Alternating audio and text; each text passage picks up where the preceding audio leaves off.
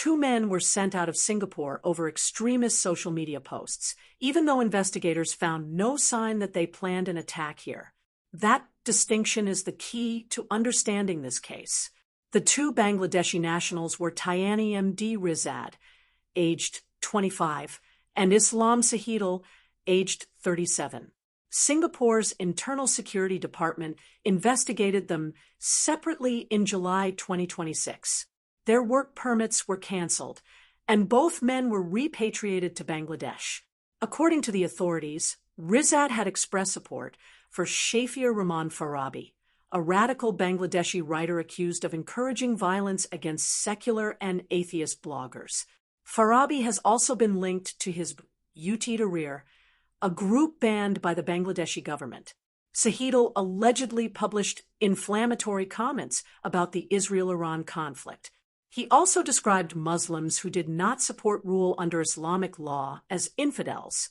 These were not simply unpopular political opinions. The concern was that the posts promoted extreme and divisive ideas based on religion. However, Singapore's investigation found no indication that either man intended to carry out an attack or was involved in terrorist activity here. They were also not connected to earlier cases involving self-radicalized individuals dealt with under the Internal Security Act. So why were they still removed? Singapore's position appears to be that national security is not limited to stopping an attack at the final stage.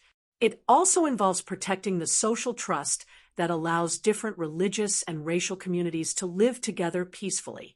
A person does not need to possess a detailed attack plan for extremist messaging to create harm.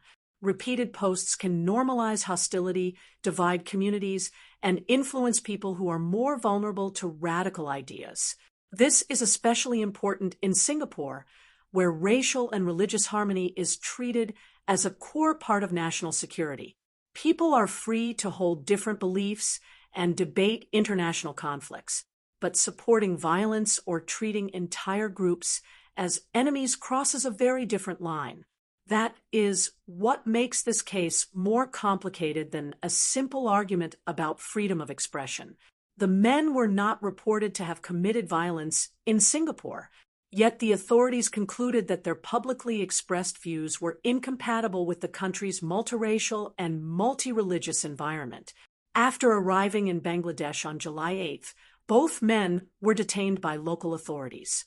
Bangladeshi media reported that 3 phones and 3 passports were seized from them. They were later brought before a court in Dhaka, where investigators sought more time to examine possible links, networks, and sources of funding. Those claims remain matters for the Bangladeshi authorities to investigate. They should not be treated as proven findings from Singapore's investigation. During the court hearing, Rizad reportedly said that his detention in Singapore concerned Facebook posts made in 2023. That detail shows something many social media users may overlook. An online post can continue to carry consequences years after it is published. Deleting a message later may not erase screenshots, records, or the wider impact it created. The case also highlights how online radicalization can cross national borders. A person may live and work in one country while consuming political or religious content produced somewhere else.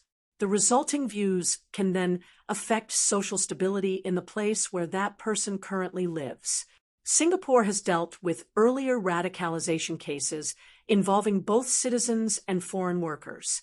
Some involved people who developed violent intentions. Others involved individuals spreading or keeping extremist material without evidence of a local attack plan. The responses have differed according to the circumstances. That matters because not every case should automatically be treated as identical. There is a major difference between divisive speech, ideological support, and active preparation for violence. Authorities must assess the evidence carefully while acting before a genuine danger develops. In this case, Singapore chose repatriation and the cancellation of work permits rather than announcing detention under the Internal Security Act. That suggests a targeted response based on the men's immigration status and the findings available at the time. from a public interest perspective, the strongest lesson is not that every controversial opinion will result in removal. It is that supporting extremist ideas carries real consequences when those ideas threaten communal harmony. Singapore's approach may appear strict, but the country's small size and closely connected communities mean that religious tension can spread quickly and affect far more people than those directly involved. At the same time, enforcement must remain evidence-based. It should distinguish between legitimate discussion, offensive speech, and genuine extremism. Without that distinction, public confidence could be weakened instead of protected. The balanced view is that early intervention can be necessary, but it must always be supported by clear facts and proportionate action. Do you think repatriation was the right response when no intention to carry out an attack in Singapore was found? Share your view in the comments. Like, share, and subscribe to 2230.